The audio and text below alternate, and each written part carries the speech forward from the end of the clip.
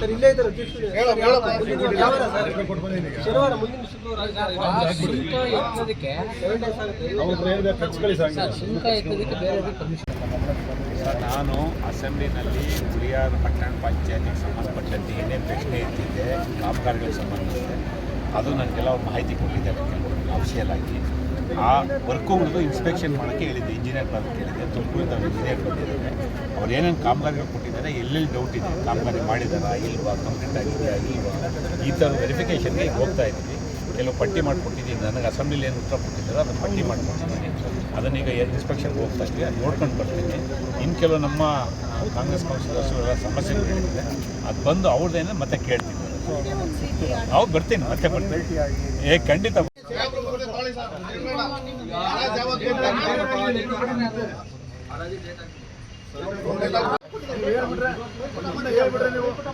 ನೀವು ಹೇಳ್ಬಿಟ್ರೆ ಸರಿ ಆಗುತ್ತಾ?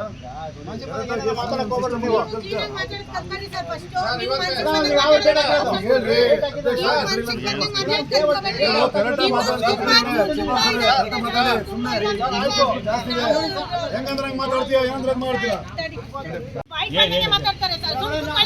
ಯಾರು ಹೆಣ್ಮಕ್ಳು ಹರಾಜ್ ಹಾಕಿದ್ವಿ, ಎಲ್ಲ ಗಾಡಿ ನಿಲ್ಲಿಸಿದ್ರು. ಆಯ್ತು, ನಾನು ಬಿಟ್ಬಿಟ್ಟು ನೆಕ್ಸ್ಟ್ ಕೌನ್ಸಿಲ್ ರೆಗ್ಯುಲೇಷನ್ ಮಾಡಿ ಇತರ ಶಬ್ದದಲ್ಲಿ ಇವ್ರಿಗೆ ಇಂಥ ವಸೂಲಿ ಆಗೋರು ಇಂಥವ್ರು ಮಾಡಿ ಅಂತ ಹೇಳ್ಬಿಟ್ಟು ರೆಗ್ಯುಲೇಷನ್ ಮಾಡಿಕೊಟ್ಟು ಅದ್ರ ಮೇಲೆ ವರ್ಕ್ ಆರ್ಡರ್ ಕೊಡ್ಸಿದ್ರು. ಸರಿ, ಅಲ್ಲಿಗೆ ಹೋಯ್ತು.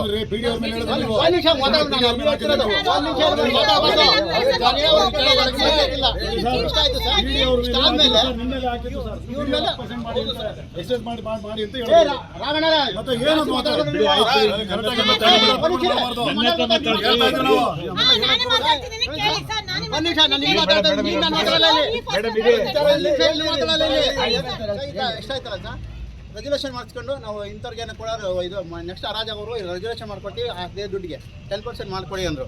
ನಾನು ಒಪ್ಪಲಿಲ್ಲ, ಮಾಡಲೇಬೇಕು ಅಂದರು. ಯಾರ್ಯಾರು ಇನ್ವಾಲ್ವ್ ಆಗಿದ್ರು ನನಗೆ ಗೊತ್ತಿಲ್ಲ. ಅದು ರೆಗ್ಯುಲೇಷನ್ ಮಾಡ್ಕೊಂಡು ರೆಗ್ಯುಲೇಷನ್ ಕಾಪಿ ಪ್ರಕಾರ ಅನುಮತಿ ಕೊಟ್ಟಿದ್ದೀನಿ. ನಾನು ರೆಗ್ಯುಲೇಷನ್ ಪ್ರಕಾರ ಅನುಮತಿ ಕೊಟ್ಟಿದ್ದೀನಿ. ಮುಂದಿನ ಆದೇಶದವರೆಗೂ ಅಂತಲೇ ಕೊಟ್ಟಿರೋದು. ನಾನು ಯಾವುದಕ್ಕೂ ನಾನು ರಜೆ ಮಾಡ್ಕೋಬೋದು. ಇವತ್ತು ಹೋಗಿ ಅಲ್ಲಿ ಆಫೀಸಲ್ಲಿ ಕೊಟ್ಟು ಡೇಟ್ ಕೊಟ್ಟವ್ರಂತೆ. ಸರ್, ನಾನು ಇಲ್ಲಿದ್ದೀನಿ, ನಿಮ್ಮ ಜೊತೆಲಿ ಇದ್ದೀನಿ. ಆಫೀಸಲ್ಲಿ ಹೇಳ್ಕೊಟ್ಟು ಸರ್, ಇಲ್ಲ ನಾನು ಡೈರೆಕ್ಟಾಗಿ ಕೊಟ್ಟಿದ್ದೆ. ನಾನು ಕರೆಕ್ಟಾಗಿ ಹೇಳ್ತಿದ್ದೆ, ಇಷ್ಟನೇ ತಾರೀಕು ನಾನು ಹರಾಜು ಕರೀತಿದ್ದೆ, ನಾನು ನೇರವಾಗಿ ಹೇಳ್ತಿದ್ದೆ. ಇಷ್ಟು ಗಲಾಟೆ ಮಾಡ್ಕೊಂಡು ಯಾಕೆ ಸರ್ ಇದು? ಸರ್, ಇನ್ನೊಂದು ಸರ್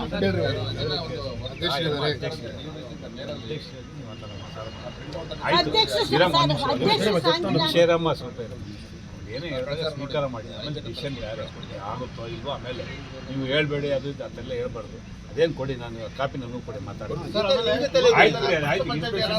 ಗಂಡನ ಕೇಳ್ರಿ ಅಂತಾರೆ ಇವರು.